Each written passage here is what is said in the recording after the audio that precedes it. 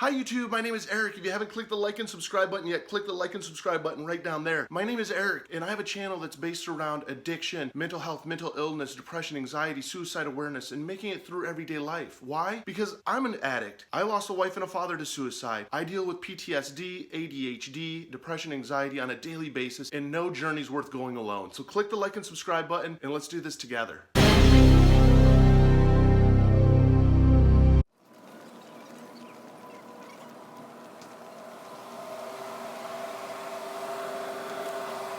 Hi YouTube, my name is Eric. Can you relapse on non-alcoholic beer? My opinion, my addict in recovery opinion, yes you can. I went out and bought a 6-pack of O'Doul's, non-alcoholic beer. And here's why I feel that you can relapse from non-alcoholic beer. One, I really don't know why they make non-alcoholic beer. I didn't drink beer because I like the taste of it. I drank beer because it got me fucked up. Just cracking that open, it releases so much of just memories and shit that are bad. So I want to set that down, and yes, I'd rather drink Diet Coke or anything else other than even non-alcoholic beer. I really truly believe that you can relapse from it. Here's why. If you're not familiar with how our brain works, especially as an addict, there's dopamine in our brain that is released when we almost sense or have experiences of excitement that release this in different amounts. It's a chemical in our brain that is almost an excitement chemical is the easiest way I can really explain it. And again, I'm not a doctor, I'm a therapist, I'm an addict. I deal with addiction, been there. When I used to get drunk and I used to drink right away, even before the alcohol hit me, it was almost like I was drunk. I felt energized and excited and motivated.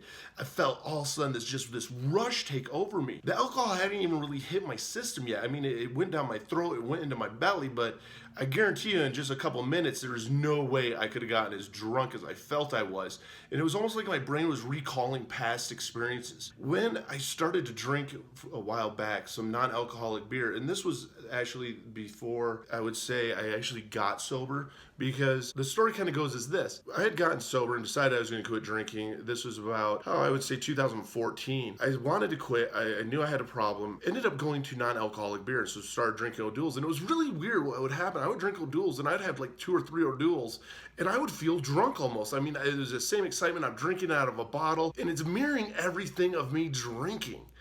Next thing you know, I thought I had my addiction under control. I got this. I'll just have a couple beers. And I was back to drinking as I normally was, with drinking in the morning, day drinking, all that. It started because literally I'm drinking something that, one, it tastes like beer. It reminds me of what it was like to drink out of this bottle, to have that smell, to have that taste, to have that rush that hit my system. I really do think that you can actually relapse on non-alcoholic beer. And this is just, again, my personal opinion, just because I've done it. And I'm sure that other people out there might have done it. And I also know other alcoholics out there that actually do drink O'Doul's or drink non-alcoholic beer and have no problem doing it. For me personally, I found it's so much easier for me just to stick with Diet Coke. If I really want to try and blend in with all the normies, I have a Diet Coke on the rocks with a lime, and then it looks like you have an alcoholic drink if it comes down to that. But I'm also very proud of my sobriety, and I talk about it a lot, and it's one of those things that helps keep me in check, and it helps me keep me balanced, reminding myself that I am an addict. The last thing I need, because I've been there before, is to feel that I have this under control and that I can control it, that I'm not really an alcoholic, and that it's okay for me to drink. That's the worst thing that I could ever do. I mean, I went to Target today, and I bought this, and I will tell you this. One, I was even nervous going into the store to buy this, because I know what has happened with me before when I have. I know what that smell of beer does. I know what that smell of alcohol does. I know what that taste of almost wannabe alcohol does. I know all the memories that it flashes forward into my brain. I know that initial rush of energy that it's going to give me. I know that excitement that it's going to give me, almost that, all the pain or suffering that I'm feeling, or if I'm feeling depression, is going to instantly go away temporarily, because when I got really messed up, then I became manic depressive. Of course, never remembered that. So when I drink non-alcoholic beer, it doesn't remember the times that I'm naked on the floor, crying my eyes out, telling my wife how much of a failure I am and a disappointment to my family. It doesn't remind me of that. It reminds me of that, just that initial rush, that initial excitement that it's all gonna go away and that I'm happy and I'm talkative. My social anxieties just disappeared. That's what it reminds me of. I mean, going into the store here at Target, it was actually something that kind of gave me butterflies and I was tempted to leave. But I really wanted to do this video because it was something that I really felt needed some awareness, because I've never seen anyone talk about non-alcoholic beer. We're addicts and there isn't, non-heroin shoot up. I mean, yeah, there's Suboxone and methadone, but these are like tools to help taper off. It's not like a replacement like non-alcoholic beer is. I mean, non-alcoholic beer is essentially trying to replace this drink that you're drinking before with as much that they can give you of taste, smell, that they can. And I mean, there is even a very, very small, minute amount of alcohol in here, just even to the point that I'm not even gonna drink this. So I have no problem opening up the bottle and leaving it like that and dumping it down the sink. I went and I bought this, and it's funny because you're still carded and you have to be 21, and I was carded when I was leaving with this, and I'm driving back and I'm looking at this 6-pack, and it gave me this feeling of just disgust in my stomach, where it used to, man, if I got in the car and I had a 6-pack in there, one was cracked right away, and I'm drinking that on the way home, because I was really bad at drinking and driving. That was one of my things that I was terrible about, and that's why I'm so glad that I'm sober now, because I don't put anyone's life in danger. I don't put my life in danger. I don't put my family's well-being in danger. It's so important to me. So I don't understand really the concept of it. And, comment down below. I mean, let me know what your thoughts are on it, because I'm always curious to get everyone's thoughts.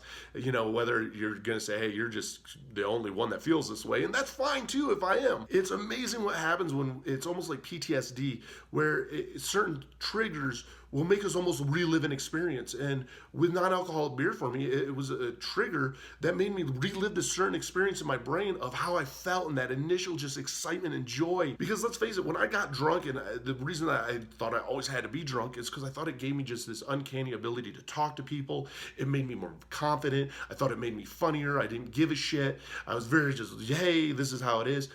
But it also destroyed my fucking life.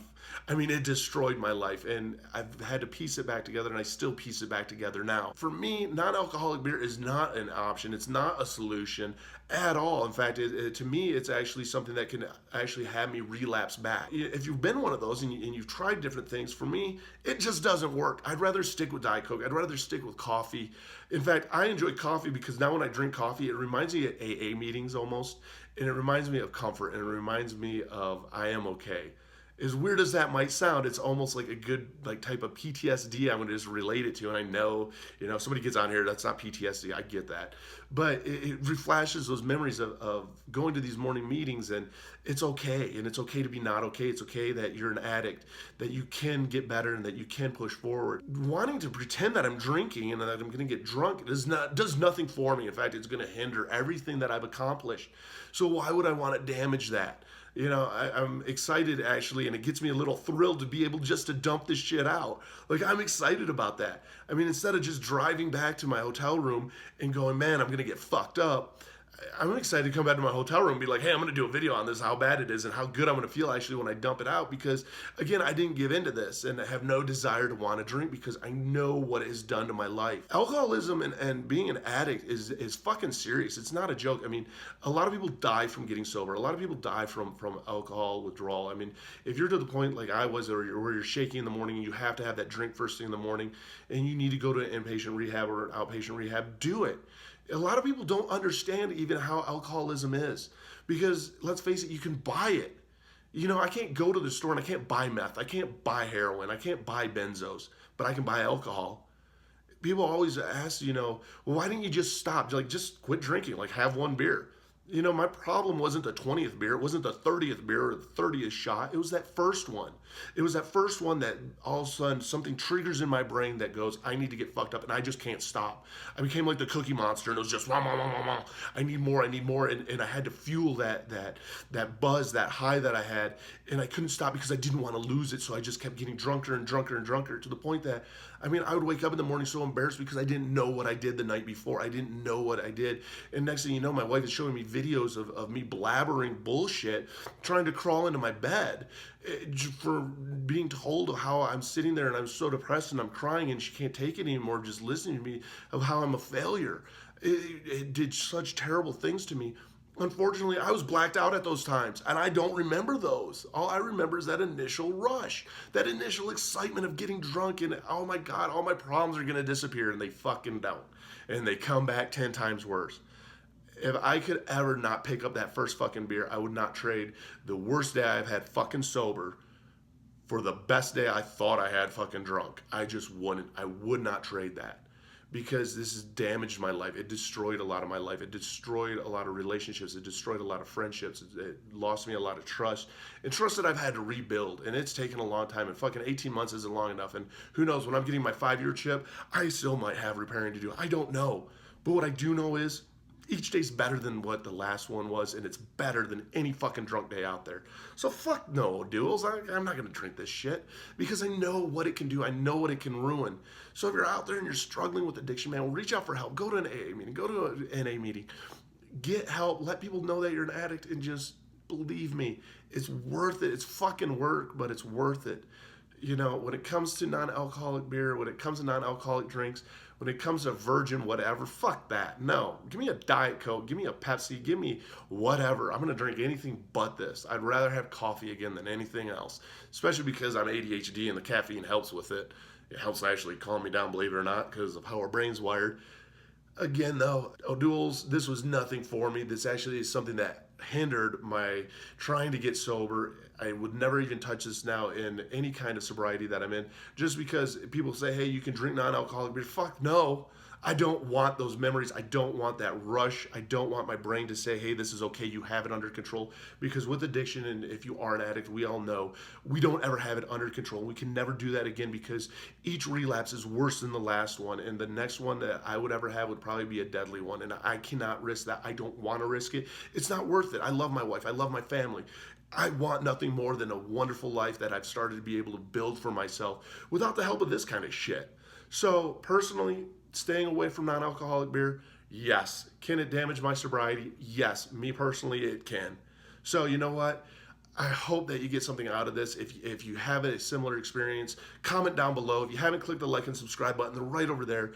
Join me for this journey because it's all about sobriety. It's all about getting through life. It's being aware of mental illness. It's being aware of mental health. Knowing that if you have depression, you're not alone. And together doing this and sharing tools like this. You know, my big tool I can say, don't drink non-alcoholic beer if you're a fucking addict because it's gonna fucking relapse you possibly. It's not a good thing. So I'm gonna dump this out. Click the like and subscribe button. Love to have you along for the journey, and let's do this together. Thanks, guys.